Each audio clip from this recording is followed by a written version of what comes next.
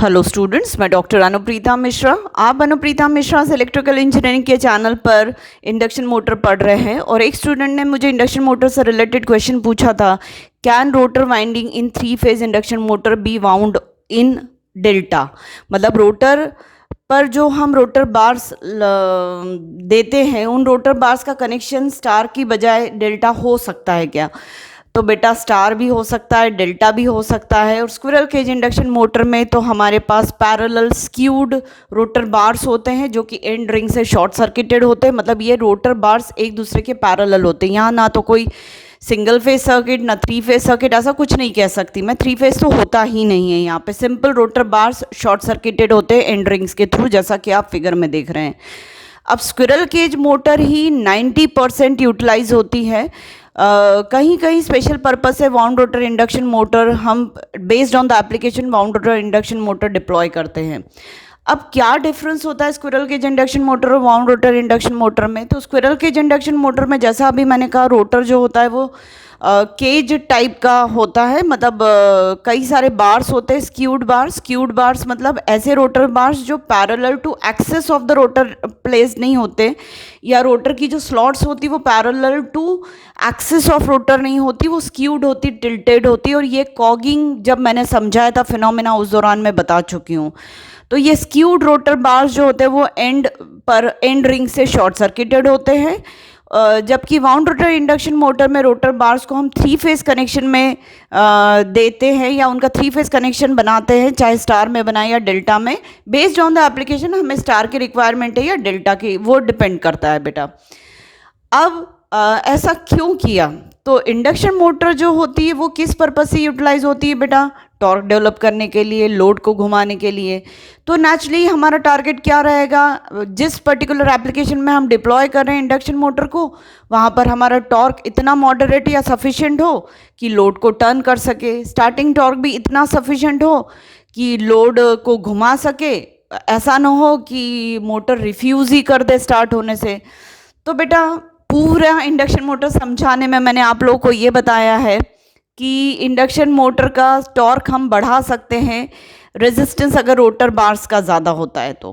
Squirrel cage induction motor में rotor bars का resistance हम ज़्यादा बढ़ा पाते हैं शुरुआत में डबल केज और डीप बार रोटर कंस्ट्रक्शन से, जैसा कि मैंने लिखा हुआ है 4th नंबर का पॉइंट। और ये थोड़ा सा स्टार्टिंग टॉर्क एनहांस कर देता है, क्योंकि रोटर का रेजिस्टेंस, रोटर बार्स का रेजिस्टेंस या रोटर सर्किट का रेजिस्टेंस स्टार्टिंग में हाई डेवलप होता है ड्यू टू स्किन इफेक्ट, क्योंकि जो करंट इंड्यूस होता है रोटर बार्स में वो हाई फ्रिक्वेंसी का डेवलप होता है जब रोटर स्टार्ट होने वाला रहता है, रोटेट होने वाला रहता है। और जैसे जैसे मोटर स्पीड गेन करती है वैसे वैसे ये स्किन इफेक्ट वाला इम्पैक्ट कम होने लगता है और यूनिफॉर्म रेजिस्टेंस हो जाता है, और मतलब रेजिस्टेंस कम हो जाता है रोटर सर्किट का, और I2R लॉसेस भी कंट्रोल हो जाते हैं। और इस तरीके से डबल के जो डीप बार रोटर कंस्ट्रक्शन हमारी मदद करता है शुरू में ज़्यादा रोटर रेजिस्टेंस डेवलप करवाने में, और बाद में उस रोटर रेजिस्टेंस को सबसाइड कर देता है।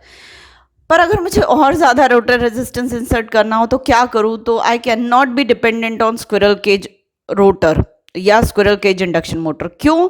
क्योंकि स्क्विरल केज इंडक्शन मोटर के रिस्पेक्ट में मुझे स्टार कनेक्टेड रोटर कनेक्शन या डेल्टा कनेक्टेड रोटर कनेक्शन ज़्यादा रेजिस्टेंस दे पाता है और ज़्यादा स्टार्टिंग टॉर्क डेवलप करवा पाता है। अब आप कहेंगे कैसे?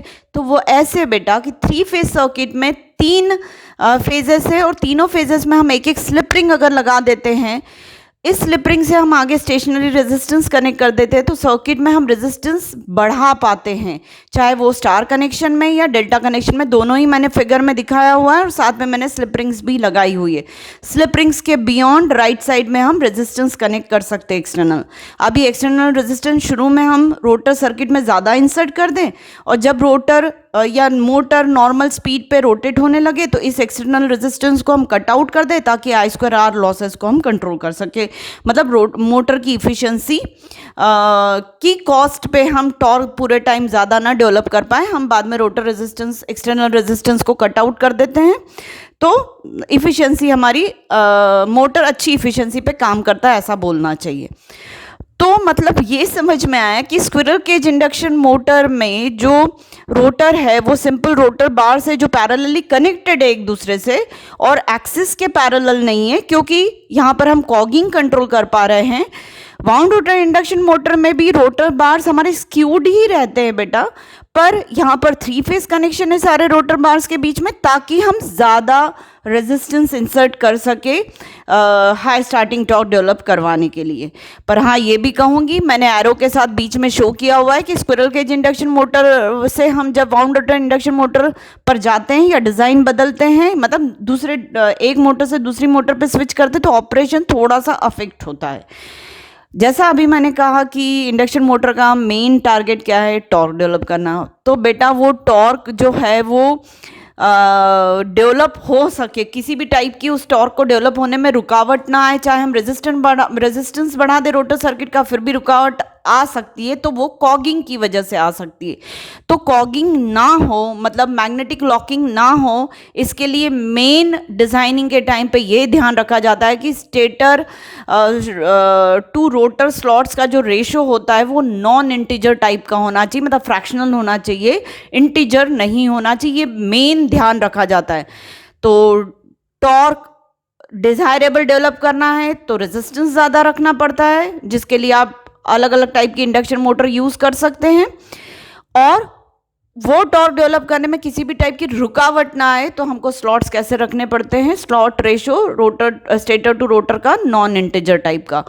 साथ में एक चीज़ का ध्यान देना पड़ता है बेटा कि वाउंड रोटर इंडक्शन मोटर में स्टेटर पोल्स और रोटर पोल्स को सेम मैग्नीट्यूड का होना पड़ेगा, क्योंकि दोनों ही वाइंडिंग पर 3 फेज सर्किट है। 3 फेज सर्किट और नंबर ऑफ पोल्स जो है वो कारण होते हैं रिवॉल्विंग मैग्नेटिक फील्ड के डेवलप होने में। तो स्टेटर की रिवॉल्विंग मैग्नेटिक फील्ड और रोटर की रिवॉल्विंग मैग्नेटिक फील्ड को सेम स्पीड में ही रोटेट होना पड़ेगा, और ये प्रॉब्लम हमें स्क्विरल केज इंडक्शन मोटर में नहीं आती, इसलिए यहाँ पर स्टेटर पोल्स का नंबर रोटर पोल्स के नंबर से डिफरेंट हो सकता है। तो होप बेटा समझ में आ गया होगा कि रोटर वाइंडिंग जो है वो 3 फेज डेल्टा कनेक्टेड भी हो सकती है, स्टार कनेक्टेड भी हो सकती है, और स्क्विरल केज में तो पैरेलल रोटर बार्स होते ही हैं।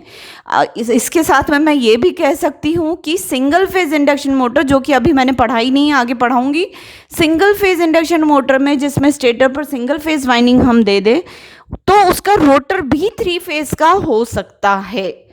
तो मतलब ये है कि 3 फेज इंडक्शन मोटर मतलब 3 फेज स्टेटर कनेक्शन, जिसका रोटर सिंगल फेज भी हो सकता है, 3 फेज भी हो सकता है। सिंगल फेज इंडक्शन मोटर मतलब उसका स्टेटर पर तो हमें सिंगल फेज वाइंडिंग देनी ही पड़ेगी, पर रोटर जो है वो सिंगल फेज कनेक्शन में भी हो सकता है रोटर सर्किट, या फिर 3 फेज कनेक्शन में भी हो सकता है। तो उम्मीद है आपको मेरा एक्सप्लेनेशन समझ में आया होगा। तो प्लीज़ मेरे आज के वीडियो को लाइक कर दीजिए, मेरे चैनल को सब्सक्राइब करिए, और ज़्यादा से ज़्यादा मेरे वीडियो से फ़ायदा उठाने की कोशिश करिए, और डेप्थ तक अपने इलेक्ट्रिकल के कॉन्सेप्ट्स को क्लियर करिए। Thank you.